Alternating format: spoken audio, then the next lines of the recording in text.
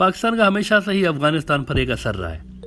اس کی مین وجہ یہ ہے کہ ایک تو افغانستان اس کا پڑوسی ہے، دونوں ملکوں کا بارڈر آپس میں لگتا ہے. دوسرا یہ ہے کہ بہت سے ایسے لوگ ہیں جن کے ریلیٹیوز ان دونوں ملکوں میں رہتے ہیں، لاکھوں کی تعداد میں ایسے لوگ ہیں جو کہ آتے جاتے رہتے ہیں.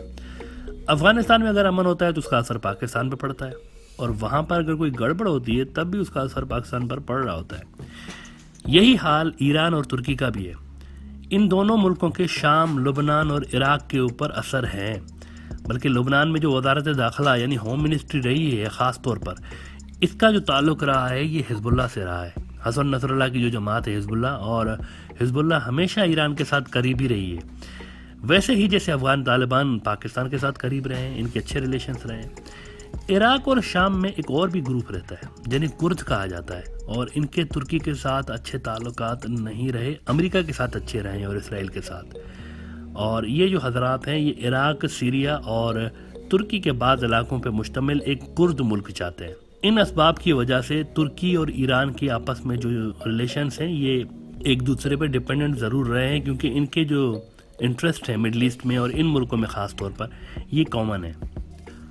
تو کل ملا کے کہانی یہ بنتی ہے کہ ایران، ترکی اور پاکستان یہ تینوں ملک جو ہیں یہ اثر رکھتے ہیں کس پہ؟ شام پہ، عراق پہ، لبنان پہ اور افغانستان پہ. جبکہ فلسطین کے بارے میں ان تینوں ملکوں کا موقف ایک ہی ہے کہ اس کو ایک آزاد ملک ہونا چاہیے جس کا بیت المقدس کیپٹل ہو، جو کہ مسلمانوں کا قبلہ اول ہے. اچھا، یہ بات بڑی انٹرسٹنگ ہے کہ یہ تینوں ملک جو ہیں یہ اجمی ہیں، نان عرب ملک ہیں، لیکن عرب ورلڈ کے بارے میں ان کے خیالات بہت سی چیزوں میں مشترکہ ہیں،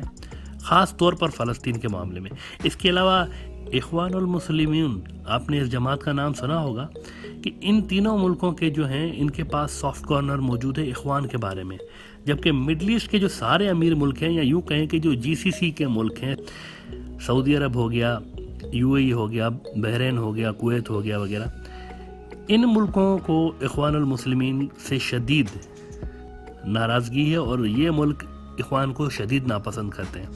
اس کی بنیادی وجہ یہ ہے کہ اخوان کی جو آئیڈیولوجی ہے یہ مسلمان امت والی آئیڈیولوجی ہے، کہ مسلمان ایک امت ہے،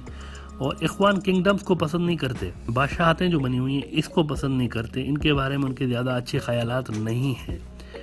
ترکی اور ایران تو بہرحال کھل کے اخوان کی سپورٹ کرتے رہے ہیں، لیکن پاکستان میں عوامی سطح پر اخوان کو پذیرائی حاصل رہی ہے. آپ کو یاد ہوگا کہ کچھ سال قبل مصر میں ایک انقلاب کے نتیجے میں کیا ہوا تھا کہ حسن مبارک، جو کہ اتنے سالوں سے مصر کا ایک بادشاہ بن کے بیٹھا ہوا تھا،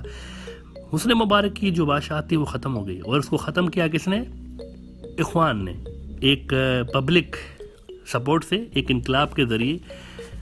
حسن مبارک کی حکومت ختم کر دی گئی، اور اس کے بعد محمد مرسی جو اخوان المسلمون کے لیڈر تھے یہ صدر بن گئے مصر کے. اور اس کے بعد ایران کا جو صدر تھا محمود احمدی نژاد کئی سال کے بعد پہلی بار مصر کے دورے پہ گئے تھے جب یہ محمد مرسی اقتدار میں آئے تھے، اور اخوان کے صدر مرسی اس کے بعد پاکستان میں بھی آئے تھے، جس سے بہرحال یہ تاثر گیا تھا کہ کہیں نہ کہیں پاکستان بھی اخوان کو سپورٹ کرتا ہے. لیکن پھر مصر میں کیا ہوا کہ ایک پرو سعودی اور پرو گلف حکومت آ گئی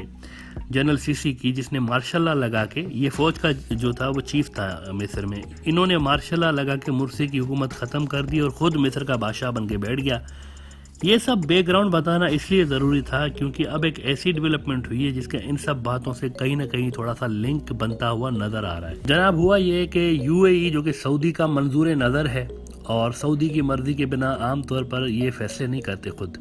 تو انہوں نے کیا کیا ہے کہ 13 ملکوں کے لوگوں کو ان کی جو ویزا ہے اس پہ بین لگا دیا ہوا ہے کہ ان ملکوں کے لوگ یو اے ای نہیں آ سکتے، جن میں ایک ایران ہے اور پاکستان ہے اور ترکی شامل ہے. یہ 3 مین ملک ہیں، اس کے علاوہ بھی دوسرے ملک ہیں. اچھا، ان ملکوں کا جن پر اثر ہے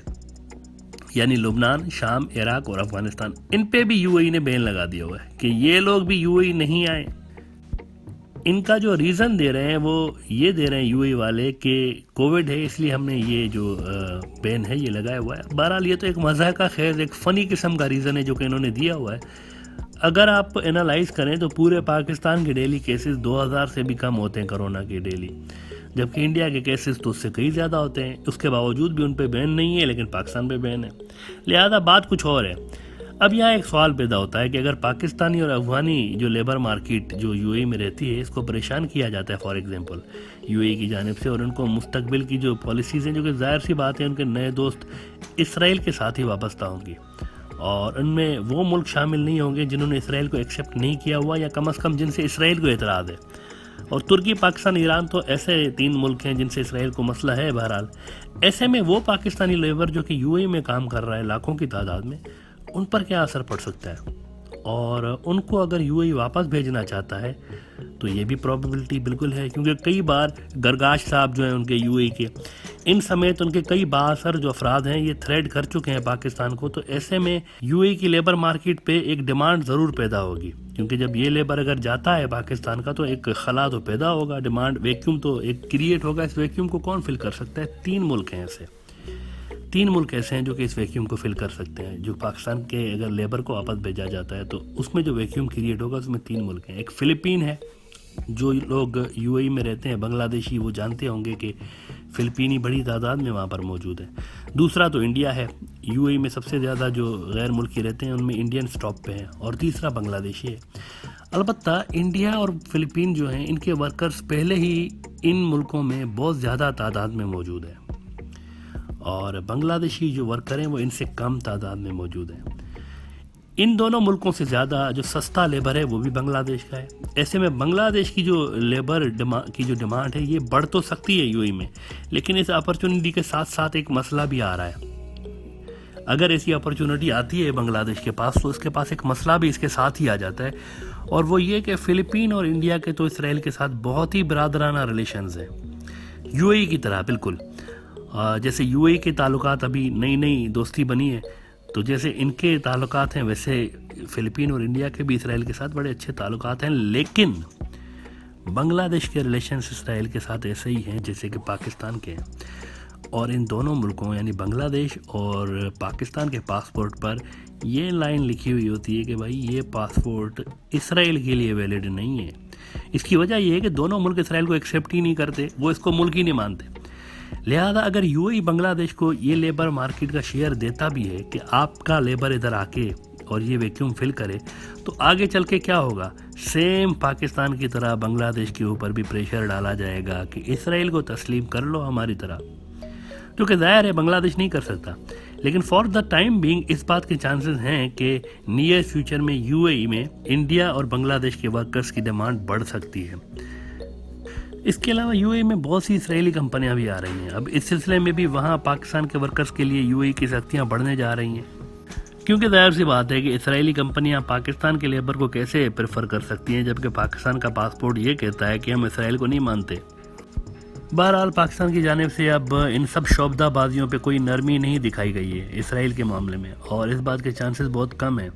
کیونکہ عمران خان یہ کہہ چکے ہیں بار بار کہ فلسطین اور کشمیر کا مسئلہ ہمارے لیے ایک ہی جیسا ہے، اگر ہم فلسطین کو گیو اپ کریں گے تو اس کا مطلب ہے کہ ہم کشمیر کو بھی گیو اپ کریں گے۔